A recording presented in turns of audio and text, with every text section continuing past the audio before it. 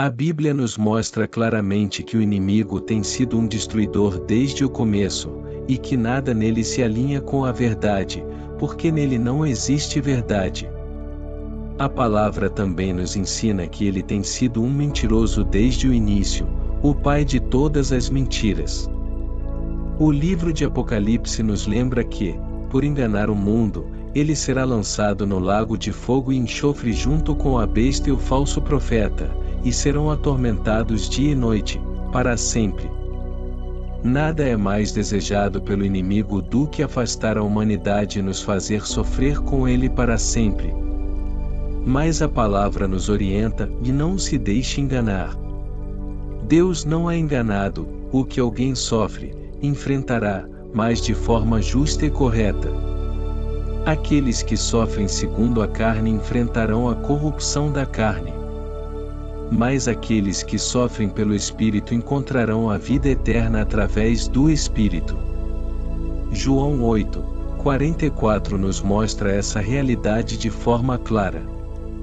Quando Jesus falou aos fariseus, ele disse: vocês pertencem ao seu pai, o diabo, e querem realizar os desejos do seu pai.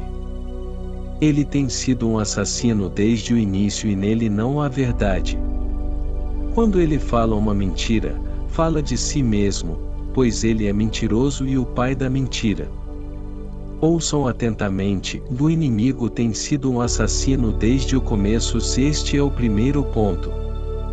Ele não está na verdade, porque nele não existe verdade. Se este é o segundo ponto. Esta afirmação é tão forte que deixa claro que o inimigo está distante da verdade. E o terceiro ponto enfatiza que ele é mentiroso. Não apenas mentiroso, mas o pai das mentiras. Ser chamado de mentiroso é uma coisa, ser chamado de pai das mentiras é outra. E a Bíblia deixa isso extremamente claro. É como diferenciar um ladrão de um mestre ladrão. Há diferença entre alguém habilidoso e alguém especialista. Pela virtude de Jesus Cristo, chamar o inimigo de pai das mentiras, e não apenas de mentiroso, revela a dimensão do engano que ele pode trazer à nossa vida. Ele é mestre em enganar. Ele distorce a verdade com um único propósito, nos afastar de Deus. A Bíblia afirma que, nos últimos dias, muitos virão enganando grandes multidões, até mesmo os escolhidos, se fosse possível. Até Satanás se disfarça como um anjo de luz. Portanto, não é surpresa que seus servos também se apresentem como justos. Hoje, no mundo em que vivemos, torna-se cada vez mais difícil distinguir o bem do mal. O engano pode fazer um coração corrupto parecer puro e bondoso. E pode fazer um coração puro parecer corrupto. Como, então, discernir a diferença? A única forma verdadeira é conhecer a verdade pura e conhecer aquele que é a verdade. Jesus disse em João 14:6: Eu sou o caminho, a verdade e a vida. Ninguém vem ao Pai, a não ser por mim. Quando você conhece Jesus, você conhece a verdade. Quando você conhece a palavra dele, você realmente vê a verdade. O mal não atinge apenas a mente, ele busca espaço no nosso coração. E é por isso que a palavra de Deus nos alerta com tanta clareza: acima de tudo, guarde o seu coração, pois dele depende toda a sua vida. Provérbios 4:23. O coração é como um cofre espiritual, tudo o que permitimos entrar ali molda a forma como pensamos, sentimos e agimos. Por isso eu te pergunto hoje, como está o seu coração? Ele está aberto e sensível à voz de Deus, ou endurecido pelas pressões, mágoas e tentações do mundo? A carta aos Hebreus nos adverte: hoje, se ouvirdes a sua voz, não endureçais o vosso coração. Hebreus 3:15. Um coração endurecido nos torna cegos espiritualmente, insensíveis às coisas do Senhor, e mais inclinados a seguir apenas os próprios desejos. E talvez seja justamente isso que o inimigo mais deseja, de impedir que você obedeça ao maior mandamento, amar ao Senhor com todo o coração, com toda a alma, com todas as forças e com toda a mente. Quando deixamos de oferecer nosso coração completamente a Deus, o inimigo encontra espaço para plantar distrações, desejos distorcidos e até falsos deuses diante de nós, sem que percebamos. Ele faz isso de forma sutil. Muitas vezes não percebemos quando o foco do nosso coração começa a se desviar. Aos poucos, vamos sendo atraídos para coisas passageiras, desejos momentâneos, preocupações ou até vícios que ocupam o lugar que deveria ser apenas do Senhor. É nesse detalhe silencioso que o inimigo age. Ele não precisa afastar você de Deus de uma vez, basta ocupar pequenas partes do seu coração, até que você já não perceba que deixou de oferecer a Ele tudo o que tem. Mas a boa notícia é que Deus não desiste de conquistar o seu coração por inteiro. Ele continua batendo a porta, pedindo espaço, chamando você de volta para o lugar de plenitude, de paz e de entrega verdadeira. O apóstolo Paulo nos lembra em Romanos 12 que devemos apresentar os nossos corpos como sacrifício vivo, santo e agradável a Deus. Essa não é apenas uma frase bonita, é um chamado profundo para reconhecermos que o nosso corpo não é nosso, mas pertence ao Senhor. Ele nos confiou esse templo para que o Espírito Santo habite em nós e nos guie em cada passo. Por isso, a forma como tratamos nosso corpo reflete diretamente o respeito que temos pelo próprio Deus. O inimigo sabe desse valor e por isso ataca com tanta força nessa área. Ele procura desonrar o corpo que Deus criou, tentando nos conduzir a caminhos de prazer momentâneo que, no fim, só trazem dor e vazio.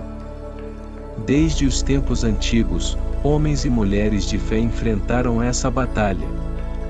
Sansão, ungido por Deus para ser juiz de Israel, perdeu sua força ao se deixar levar pela sedução. O rei Davi, mesmo sendo um homem segundo o coração de Deus, caiu em pecado ao olhar para Batseba. Essas histórias estão na Bíblia para nos mostrar como até os mais fortes podem tropeçar quando não vigiam seu coração e seus desejos. A imoralidade sexual é um dos maiores instrumentos usados pelo inimigo, porque corrompe aquilo que deveria ser puro, a união entre duas vidas diante de Deus. A palavra não nos pede apenas para resistir a esse pecado, mas nos ordena claramente: fuja dele. Essa instrução é diferente de todas as outras. Quando se trata de imoralidade, a Bíblia não diz o resista, não diz o enfrente, mas diz o fuja. Porque Deus sabe que nossa carne é fraca e que permanecer diante da tentação nos torna vulneráveis. Pense nisso com calma. Se a própria palavra usa a palavra fugir, é porque a seriedade desse pecado é maior do que imaginamos. Quem abre uma brecha nessa área entrega ao inimigo acesso direto à sua vida, e esse acesso só pode ser quebrado pelo poder libertador de Jesus Cristo. É por isso que precisamos vigiar não apenas nossas ações, mas também nossos pensamentos e intenções, porque é ali que o inimigo começa a plantar suas sementes. Querido ouvinte, o corpo que você tem hoje é mais do que carne e osso. Ele é um vaso escolhido por Deus para que você possa adorá-lo, servi-lo e ser canal de bênção para outras pessoas. O inimigo pode tentar manchar esse templo, mas a graça de Cristo é infinitamente maior. Se você já caiu, saiba que há perdão e restauração. Se você está em luta, saiba que há força disponível para resistir. E se você busca viver em santidade, lembre-se de que não está sozinho, seu Espírito Santo habita em você e lhe dá poder para permanecer firme. A Bíblia nos ensina que a vida e a morte estão no poder da língua. Isso significa que cada palavra que sai da nossa boca tem o poder de edificar ou de destruir, de trazer esperança ou de gerar desânimo, de semear fé ou espalhar medo. O inimigo sabe dessa verdade, e é por isso que uma das áreas que ele mais tenta atacar em nossas vidas é justamente a forma como falamos. Ele deseja que usemos nossos lábios para reclamar, murmurar, criticar e amaldiçoar. Ele quer que, em momentos de dor ou incerteza, ao invés de buscarmos palavras de fé, nós deixemos escapar palavras de dúvida e incredulidade. Porque o inimigo sabe que aquilo que declaramos, pouco a pouco, molda também o que acreditamos em nosso coração. Mas a palavra de Deus nos chama para um caminho diferente. Nossos lábios foram criados para adorar, para engrandecer o nome do Senhor, para proclamar as suas promessas e testemunhar a sua bondade. O salmista orou dizendo: Põe, Senhor, uma guarda à minha boca, vigie a porta dos meus lábios. Essa deve ser também a nossa oração diária, porque sabemos o quanto é fácil deixar escapar palavras que não refletem a fé que carregamos. Pense em quantas vezes palavras de desânimo já foram lançadas sobre a sua vida. Talvez alguém tenha lhe dito que você não era capaz, que não iria conseguir, que não tinha valor. Essas palavras podem ter ferido profundamente o seu coração. Mas hoje, diante da presença de Deus, você pode escolher rejeitar essas sementes de mentira e declarar a verdade que vem do Senhor. Ele diz que você é amado, escolhido, perdoado e chamado para grandes propósitos. Da mesma forma, reflita sobre as palavras que você mesmo tem proferido. Quando enfrentou dificuldades, você falou de fé ou de medo? Quando se deparou com obstáculos, declarou vitória em Cristo ou derrota antecipada? Quando alguém próximo a você precisou de encorajamento, suas palavras foram de apoio ou de julgamento? Amado ouvinte, suas palavras são como sementes. Se você plantar palavras de esperança, colherá fé. Se plantar palavras de amor, colherá relacionamentos saudáveis. Se plantar palavras de gratidão, colherá alegria. Mas se plantar palavras de crítica, de negatividade e de incredulidade, colherá frutos amargos. Por isso, guarde os seus lábios e use-os como instrumentos de vida. O inimigo pode tentar usar a sua boca como uma arma contra você e contra os outros. Mas em Cristo, você tem autoridade para transformar sua boca em um canal de bênçãos.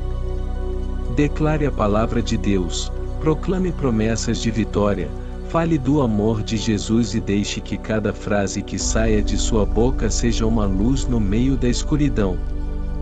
Agora, convido você a fechar os olhos por um instante e elevar o coração em oração. Respire fundo e deixe que cada palavra penetre em sua alma. Senhor Jesus, nós nos colocamos diante da Tua presença neste momento, reconhecendo que sem Ti nada podemos fazer. Tu és a nossa rocha firme, o abrigo seguro em tempos de tempestade. Pai, guarda o nosso coração de toda mentira e engano do inimigo. Dá-nos discernimento para reconhecer a verdade e força para permanecer firmes nela. Pedimos que o Teu Espírito Santo guarde não apenas a nossa mente, mas também o nosso corpo e os nossos lábios. Que possamos viver de forma santa, apresentando nossos corpos como templo vivo, rejeitando todo pecado que nos afasta de Ti. Que as nossas palavras sejam sementes de vida, proclamando fé, esperança e amor em cada circunstância. Tira de nós todo orgulho, toda mágoa e todo peso que não vem de ti. Renova o nosso coração, Senhor, e coloca dentro dele um desejo ardente de buscar a tua presença todos os dias. Dá-nos olhos espirituais para enxergar além das mentiras deste mundo e ouvidos sensíveis para ouvir a tua voz. Declaramos neste momento que o inimigo não tem poder sobre nossas vidas, porque fomos comprados por um alto preço, o sangue de Jesus Cristo. Declaramos que somos mais do que vencedores em ti, e que nenhuma arma forjada contra nós prosperará.